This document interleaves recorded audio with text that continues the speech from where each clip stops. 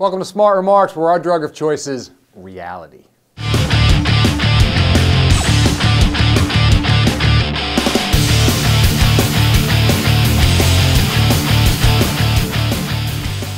writer Andrew Sullivan has been posting a fascinating series of letters on his blog at theatlantic.com this week from people who identify themselves as being in the cannabis closet.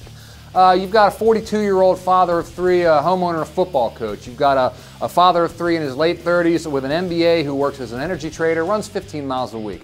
You got a woman who is a former Capitol Hill staffer, now works at a humanitarian agency in D.C., plays sports, volunteers, and organizes fundraisers. All these people have something in common. They're not just achievers, they're high achievers. And, on occasion, they smoke pot.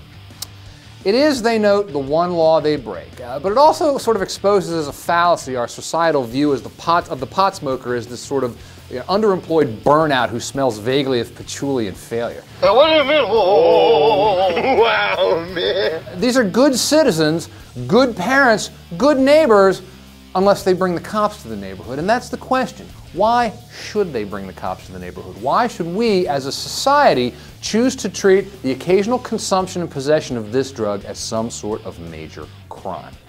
But to even ask the question is to bring forth a torrent of hysteria. A few months back after the Michael Phelps episode, I wrote a newspaper column in which I noted that Santonio Holmes, wide receiver for the Pittsburgh Steelers and most valuable player of this year's Super Bowl, has also had his pot problems. He was arrested last year and charged with possession after a traffic stop.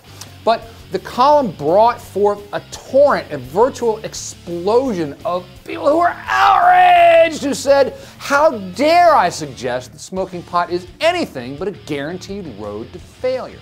One local man, a swim coach, wrote to me and insisted that smoking pot has ruined careers, all in caps, just as it sounds, and that I should visit a rehab center if I want to see the true impact of marijuana on teens. Had I lost my mind?